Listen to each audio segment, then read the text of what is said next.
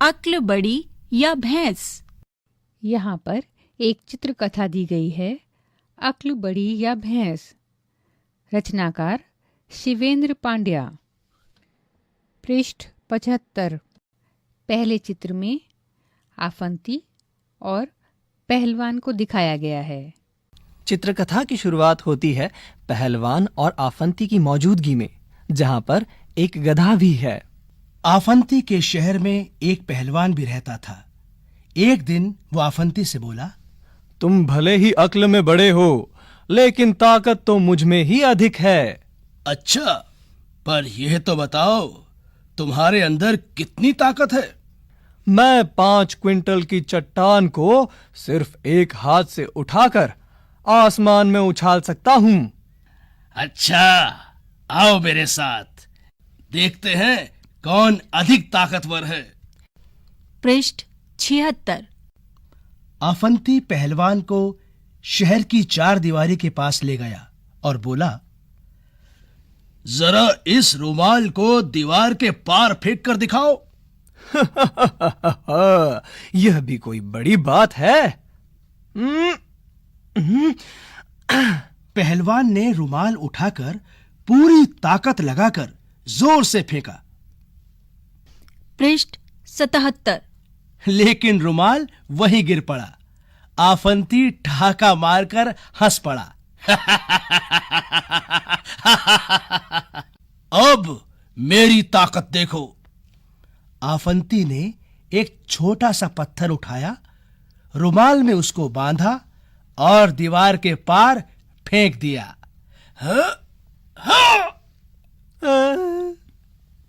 ये सब देखकर पहलवान हताश होकर सिर पकड़कर बैठ गया।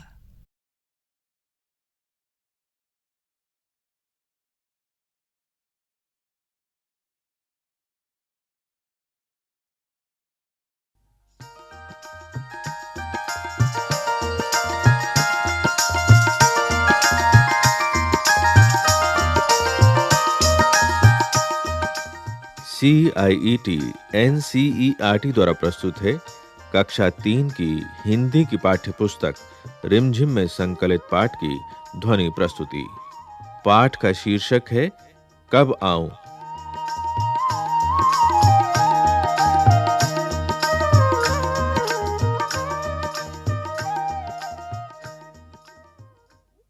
अवंती ने एक छोटी सी रंगाई की दुकान खोली और गांव वासियों के लिए कपड़ा रंगना शुरू कर दिया।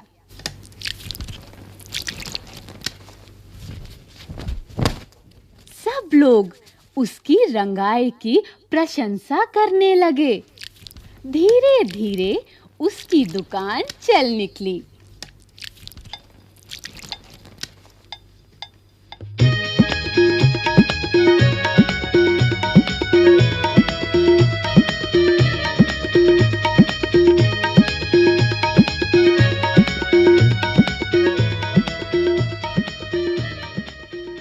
अवंती की प्रशंसा सुनकर एक सेठ को बहुत ईर्ष्या महसूस होने लगी।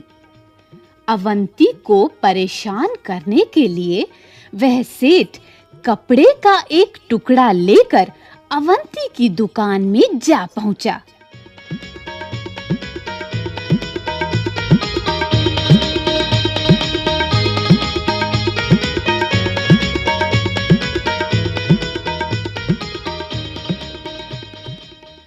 दरवाजे के अंदर घुसते ही सेठ बुलंद आवाज में बोला, अवंती, जरा ये कपड़ा तो अच्छी तरह से रंग दो।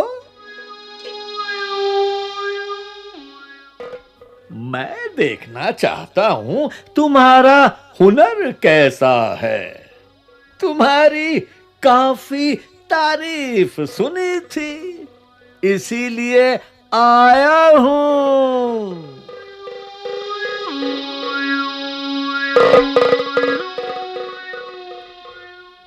अवंती ने सेठ जी से पूछा, सेठ जी, इस कपड़े को आप किस रंग में रंगवाना चाहते हैं? सेठ ने कहा, रंग रंग के बारे में मेरी कोई खास पसंद तो है नहीं, पर मुझे हरा, पीला, सफेद, लाल, नारंगी, नीला, आसमानी, काला और बैंगनी रंग कतई अच्छे नहीं लगते, समझे कि नहीं?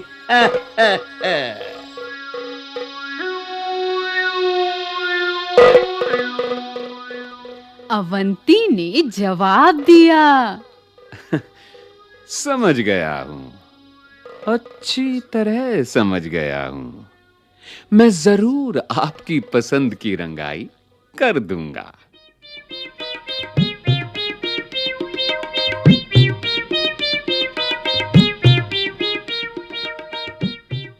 अवंती ने सेठ का मंसूबा भांपते हुए उसके हाथ से कपड़े का टुकड़ा ले लिया।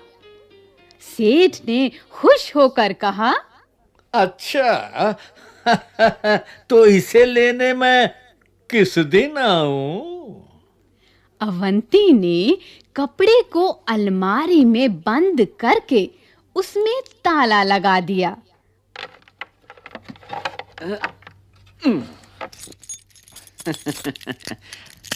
और सेठ से बोला, आप इसे लेने सोमवार, मंगलवार, बुधवार, बृहस्पतिवार, शुक्रवार, शनिवार और रविवार को छोड़कर किसी भी दिन आ सकते हैं, हैं?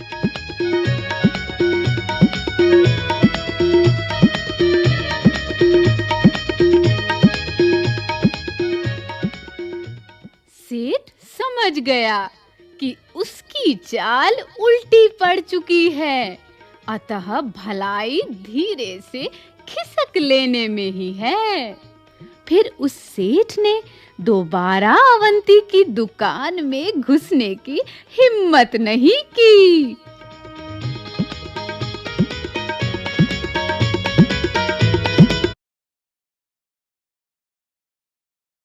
द्वारा प्रस्तुत है कक्षा 3 की हिंदी की पाठ्य पुस्तक रिमझिम भाग 3 का 9वां पाठ कब आऊं, पृष्ठ संख्या 78 से 84 तक। पाठ 9, पृष्ठ 78। कब आऊं। रचनाकार R.S. त्रिपाठी। अवंती ने एक छोटी सी रंगाई की दुकान खोली और गांव वासियों के लिए कपड़ा रंगना शुरू कर दिया। सब लोग उसकी रंगाई की प्रशंसा करने लगे। धीरे धीरे उसकी दुकान चल निकली। अवंती की प्रशंसा सुनकर एक सेठ को बहुत ईर्ष्या महसूस होने लगी। पृष्ठ 79। अवंती को परेशान करने के लिए वह सेठ कपड़े का एक टुकड़ा लेकर अवंती की दुकान में जा पहुंचा। दरवाजे के अंदर घुसते ही सेठ बुलंद आवाज में बोला, अवंती, जरा यह कपड़ा तो अच्छी तरह से रंग दो। मैं देखना चाहता हूं तुम्हारा हुनर कैसा है। तुम्हारी काफी तारीफ सुनी थी, इसीलिए आया हूं। अवंती ने सेठ जी से पूछा, सेठ जी, इस कपड़े को आप किस रंग में रंगवाना चाहते हैं? सेठ ने कहा, रंग के बारे में मेरी कोई खास पसंद तो है नहीं, पर मुझे हरा, पीला, सफेद, लाल, नारंगी, नीला, आसमानी, काला और बैंगनी रंग कतई अच्छे नहीं लगते, समझे कि नहीं? अवंती ने जवाब दिया, समझ गया हूं, अच्छी तरह समझ गया हूं। मैं जरूर आपकी पसंद की रंगाई कर दूंगा। अवंती ने सेठ का मंसूबा भांपते हुए उसके हाथ से कपड़े का टुकड़ा ले लिया। सेठ ने खुश होकर कहा, अच्छा, तो इसे लेने मैं किस दिन आऊं?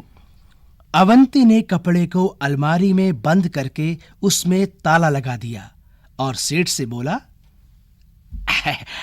आप इसे लेने सोमवार, मंगलवार, बुधवार, बृहस्पतिवार, शुक्रवार, शनिवार और रविवार को छोड़कर किसी भी दिन आ सकते हैं। सेठ समझ गया कि उसकी चाल उल्टी पड़ चुकी है, अतः भलाई धीरे से खिसक लेने में ही है। फिर उस सेठ ने दोबारा अवंती की दुकान में घुसने की हिम्मत नहीं की। पृष्ठ 80। अभ्यास। कहानी से। 1. सेठ ने किस रंग में कपड़ा रंगने को कहा? 2. अवंती ने कपड़ा अलमारी में बंद कर दिया। क्यों? 3. सेठ कपड़ा लेने किस दिन आया होगा? कौन छुपा है कहाँ? यहां वाक्यों में कुछ हरी भरी सब्जियों के नाम छुपे हैं, ढूंढो तो जरा। 1. अब भागो भी, बारिश होने लगी है। 2. मामू लीला मौसी कहाँ हैं? 3. शीला के पास बैग नहीं है। 4. रानी बोली, हमसे मत बोलो। 5. गोपाल कबूतर उड़ा दो। सही जोड़े मिलाओ। यहाँ पर कुछ शब्द दिए गए हैं। मिलते जुलते शब्दों को एक रेखा से जोड़ो। जैसे प्रशंसा को तारीफ से जोड़ो। इसी प्रकार समान अर्थ वाले शब्दों को जोड़ो। बुलंद, बिल्कुल, ईर्ष्या, ऊंची, कतई, जलन, जरूर, अवश्य। पृष्ठ 81। मुहावरे। चित्रों को देखो। क्या इन्हें देखकर तुम्हें कुछ मुहावरे या कहावतें याद आती हैं? उन्हें लिखो। दिए का चित्र, शब्द अंधेरा, रिक्त स्थान। कंगन पहने हुए हाथ का चित्र, शब्द आरसी, रिक्त स्थान। हाथ पर चढ़ते हुए सांप का चित्र, शब्द आस्तीन, रिक्त स्थान। एक और एक संख्या का बोर्ड पकड़े हुए एक लड़की का चित्र, शब्द 11, रिक्त स्थान। कहो कहानी। विद्यालय, गुरुजी, छुट्टी, बंदर, डंडा, पेड़, केला, ताली, बच्चे, भूख। इन शब्दों को सुनकर तुम्हारे मन में कुछ बातें आई होंगी। इन सब चीजों के बारे में तुम एक छोटी सी कहानी बनाओ और अपने साथियों को सुनाओ। उछालो। एक रुमाल या कोई छोटा सा कपड़ा उछाल कर देखो, किसका रुमाल सबसे ऊंचा उछलता है। रुमाल के साथ बिना कुछ बांधे इसे और ऊंचा कैसे उछाला जा सकता है? पृष्ठ 82।